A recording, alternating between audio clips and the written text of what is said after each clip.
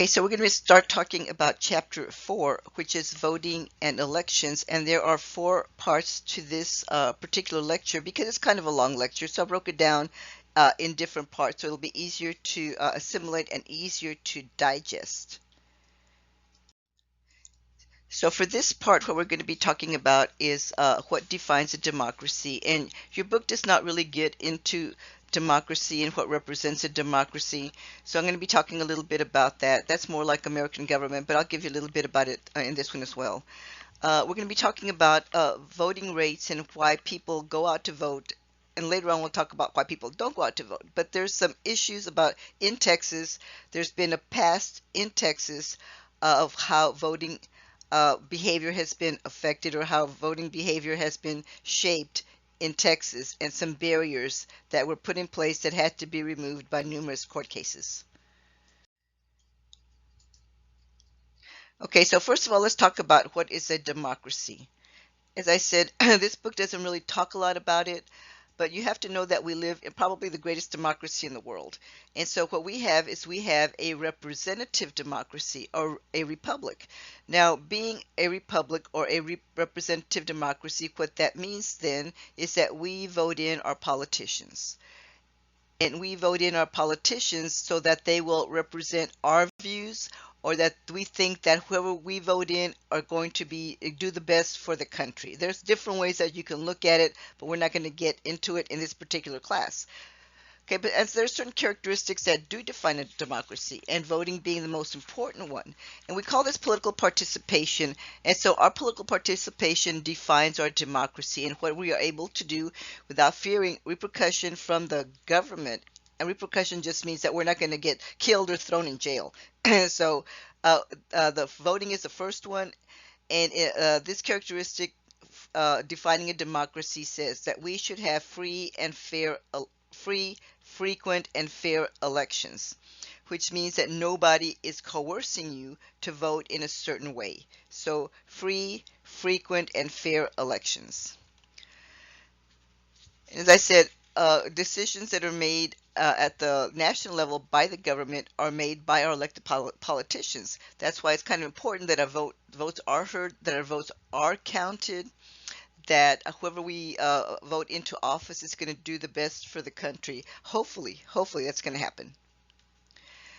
Another form of political participation is by discussing political issues, maybe with your family, with your friends, you're talking about what's going on in the country. It can take on many terms. And we talked about this a little bit at the beginning of the session when we talked about political socialization. How likely are you to discuss political issues that are going on? I think it's been happening more and more within the recent past.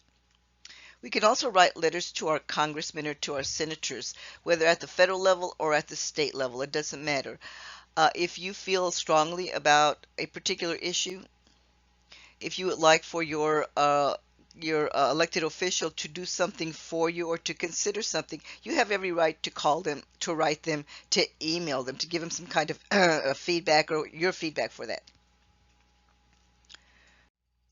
Okay, other forms of political participation are contributing to campaigns for the different elected politicians. Let me give you an example of this one. When President Obama or candidate Obama at that time was running for re-election or for election the first go around, let's put it that way, the election the first go around, the Democratic Party was not willing to fund him. They were not supportive of him because they said he had been in the Senate only for a year or so. He did not have name recognition. We'll talk about a lot of these things as we go through this particular section. But they said they were not. He was going to have to wait his turn, so they were not willing to contribute to his campaign. And so what he did is he went to social media, and he was able to amass quite a few of campaign contributions, like dollars, and even if they were small dollar figures, $5, $10, $20. So he ran very much a grassroots campaign. And so this is one way that you can do it. He's the one that kind of started this social media movement for campaign contributions. Otherwise, other ways that you can contribute, if you have a lot of money, you can go to these $5,000 a meal tickets, but I don't have that kind of money. I don't know about you. You can also join interest groups, and examples of an interest group. So I'll give you two examples. We're not going to do a section on interest groups, but for you to kind of understand what an interest group is, I'm going to give you the example of the NRA, the National Rifle Association. And so people that are members of the National Rifle Association or the NRA don't want a lot of gun controls. And so that organization, that interest group will lobby the legislature, the Congress, especially at the congressional level, but also at the state level, for there not to be very strict laws against guns, gun control legislation. Another example of this might be like the Sierra Club. If you're into the environment and you want protection of the environment, etc., etc., that you join this one because you know that the Sierra Club is a large organization and they do have a lot of members, and they will try to push for different types of legislation to protect the environment. Now, between the NRA and the Sierra Club, I would say the NRA is definitely more powerful at this particular point in time. You can also join a protest movement. It's called the politics of protest, where you're saying, well, nobody wants to listen to us, so we're going to come out and we're going to say that we're not happy about a particular situation. We want something done about this. And the best example I can give you about the politics of protest was the Me Too movement. And if you don't know what the Me Too movement, this is saying, men cannot, sexually harass women without there being consequences. And so, there was a lot of interest in it. It's kind of ebbed, as we go along, because that's just like the politics of protest. That's just the way it is. There's like cycles to it. I mean, there's a lot of urgency to it at the beginning, and then it starts to kind of wane. And so something else will come up. There's going to be a lot of urgency to it, then it starts to wane. But anyway, so people try to get things noticed, issues noticed, saying, pay attention to us. This is important to us. Okay, it's often been said that people do not vote because their vote does not count, but that is not true. That is not true. It is what is true that in the presidential elections, the general elections, which we will talk about later in another section, it is the Electoral College that votes in the president, and it should be based on our votes. I'm not saying that that's always the case. The popular vote in the last several elections that we've had, the person that got the largest number of popular votes was not elected president, because the electors, the Electoral College, the delegates to the Electoral College, they're the ones that voted these people in, or that they gave their votes, they pledged the votes to these people. So I'm saying I can understand why you think your vote might not count, and that would be the only instance where that may be a true statement. In all other elections, at the state level, even for the U.S. senators from Texas, for the congressman coming from your particular district, we're going to be talking about these things. The Texas representatives, the Texas Senate, we vote all of these people in, and your vote does count. Okay, so basically the elections are the ones that define the democracy. I'm telling you this because the elections are the most important part of our democracy. It is a mechanism for accountability. And what that says is that if somebody's not doing a good job, the best way to address that is to vote them out and vote somebody else in. It's a mechanism for accountability. And the paradox then, this participation paradox, is that people will vote for other reasons. So let's talk about some of the other reasons of who votes and why they vote, or why they think it's important to vote. All right, let's talk about who are the most likely people to vote. What are the demographics? Well, if you tend to have higher levels of education, and the studies define higher levels of education of having at least 2 years of college. If you're at least middle income, you're more likely to vote. And if you're older, and they define older as like 45 plus, you are more likely to vote.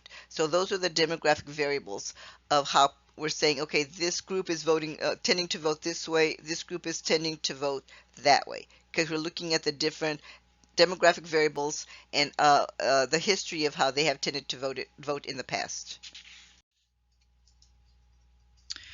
But there's a really important concept that kind of drives people out to vote, and this one is called political efficacy.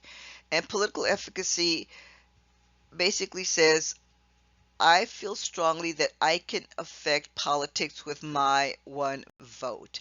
It is my right, it is my privilege to be able to go vote, and that's what I want to do. I want to have a say in the political process, the electoral process. I want to have a say in what's going on in the United States, so I'm going to go vote. Another variable that drives people out to vote are people that have strong party identification. And so strong party identification is basically saying I affiliate with one party, I affiliate with the other party, and I want that candidate to be elected. And so they use these variables to say who's in the base, who's the people that will vote in this particular candidate that will always vote him in, like the loyal people, the constituency, the base. That's what we call it. Who's the base for the Republican Party right now? Who's the base for the Democratic Party right now? And so in this particular instance, then the parties have to look for the swing votes. So they look for the differences. They say, what does race have to do with it? What does ethnicity have to do with it? You know, when we talked about political parties, I told you that the African American population tends to vote as a bloc for the Democratic Party, but that's not so true of the Hispanic vote. And so will either party try to bring in other people to increase their base so that they can get voted in. So that's what they're saying. Look for differences between race and income. Does it look like this particular race group or ethnic group is going to vote for a Republican or going to vote for a Democrat? Okay, so when it comes to voting here in Texas, there's not a lot of qualifications to vote. One, you have to be a U.S. citizen. I will say that again. You do have to be a U.S. citizen. You have to be at least 18 years of age to vote, and you have to be a resident of the state or the county, the state of Texas and the county where you live. That you can claim that you are a resident of the state and the county, and you can register to vote. Okay, some people are excluded though, and the people that are excluded are those that have been declared mentally incompetent by a judge. We talked about this when we talked about the historical Texas, that people can't just be declared mentally incompetent by their relatives because they want to take their property or their money, that a judge has to say this person cannot fend for themselves, they cannot attend to their own affairs, to their own finances or whatever. Somebody's going to be put in charge of them. So mentally incompetent. Okay, what about felons? And we'll talk about felonies later on when we talk about law in the courts, but basically these are people who have been in jail, who have been convicted of a felony and have been given jail time. And so what this one says is that uh, a felon's rights can be restored only if they are pardoned or if they complete or from 2 calendar years from the completion of their sentence. So an example of this would be, say a person commits a crime and they are given 10 years in prison. And so they serve 5 of those years and then they get the rest off for good behavior or whatever. But then they're put on parole, which is basically a supervised situation where they're saying you have to report to your parole officer so we know what you're doing. You have to get a job. You can't associate with your old cronies or whatever. So once that whole sentence is completed, 2 years from that point, then you can go ahead and ask for your voting rights to be restored.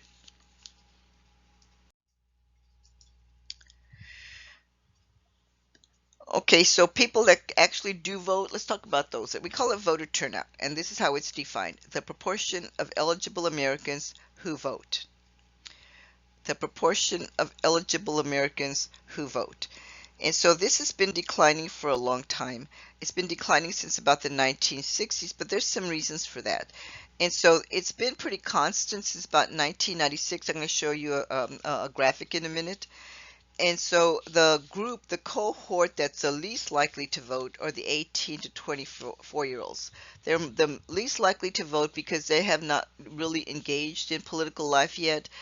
They're saying the politicians do not really care about the issues that are important to us. So this age group is the one that's the least likely to vote. So then the question is then, well, who exactly does turn out to vote? And so I'm going to be looking at some information, and this is actually from the earlier edition. There was nothing in the current book, but it was 1996 to 2020. And so if you look at the different values or percentages, I should say, you should notice that across the United States, it's been pretty even at around 50%, except that look at, see, there were some spikes, and one spike was in 2008, and that's when Obama was elected. The second spike was in 2020, and that's when Biden was elected. And so, there was an uptick, a pretty major uptick in voting in the presidential election during the last presidential or the last general election that we had. And if you look at Texas, even Texas has had a bump in their voting as well, and it primarily bumped in 2020. But if you look at it overall, what is our voting rate? Well, the voting rate is really pretty low. It's like 10%, almost 11%, meaning that not a lot of people come out to vote. And so basically, we are dead last, guys, dead last.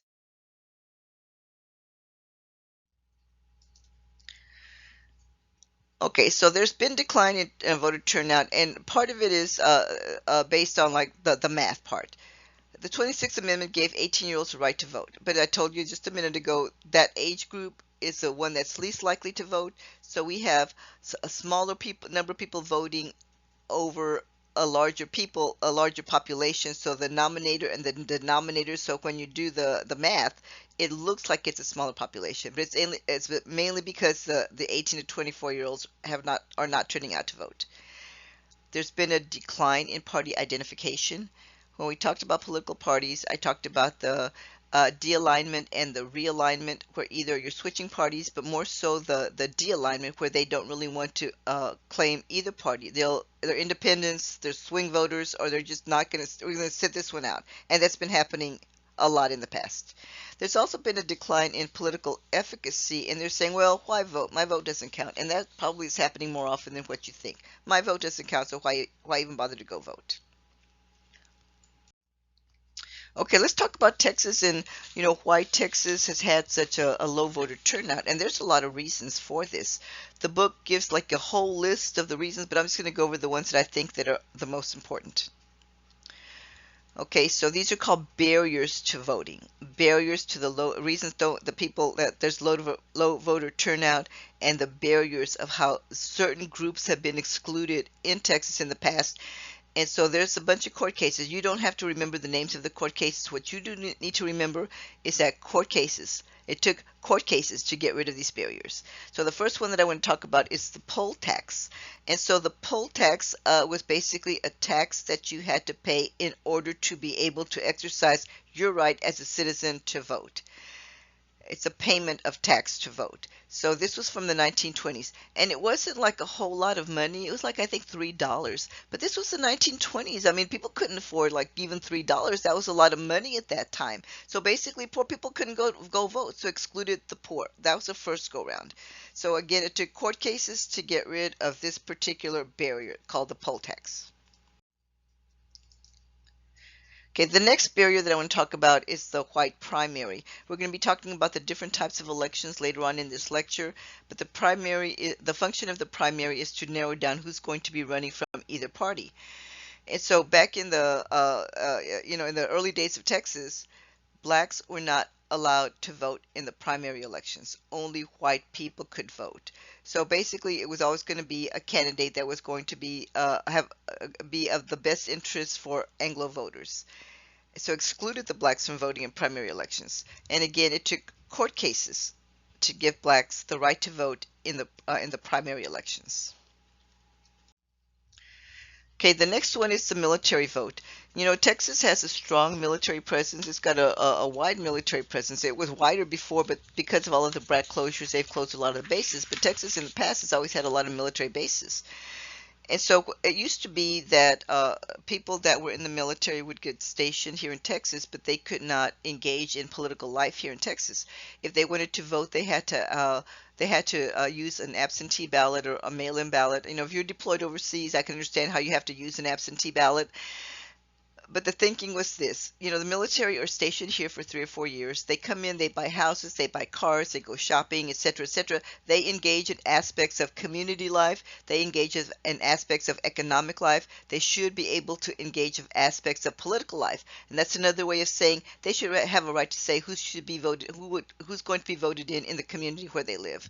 So again, court cases to get rid of that. And they said, no, if you are stationed in Texas and you are in the military, you have full suffrage rights, and that just means full voting rights in Texas.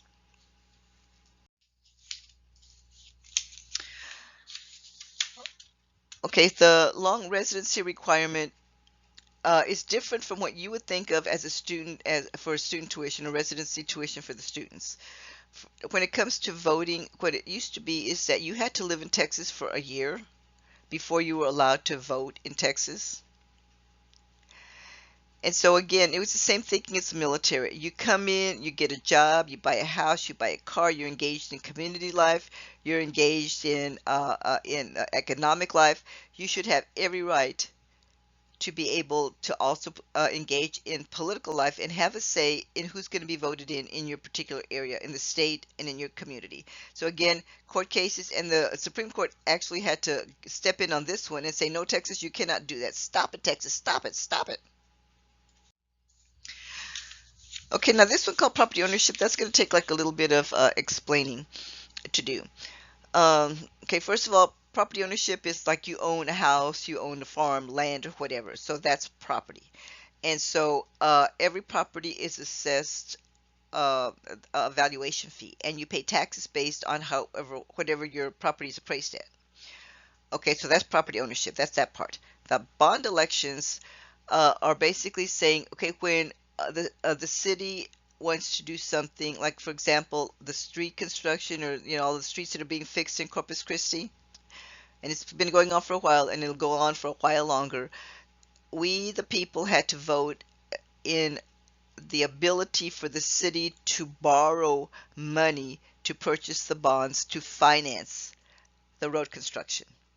So what this one is saying is that only people that own property could vote for these vote in these bond elections. Okay, so this was the fallacy, or the problem with that thinking.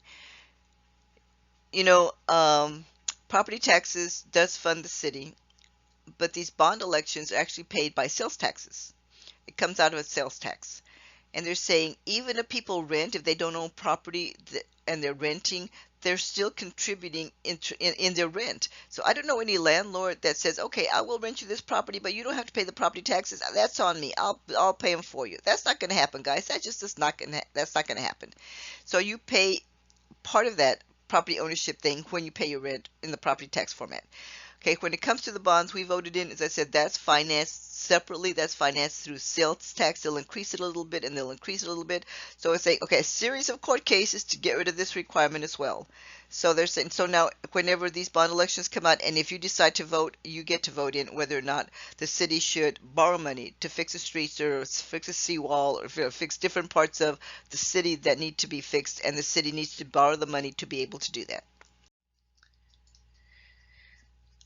Okay, so basically, we have had all of these historical barriers in the past, but those are now removed. But the state still has very low voting rates, very low voting rates. So I guess then the question is, well, why is it still so low, right? Why is it still so low?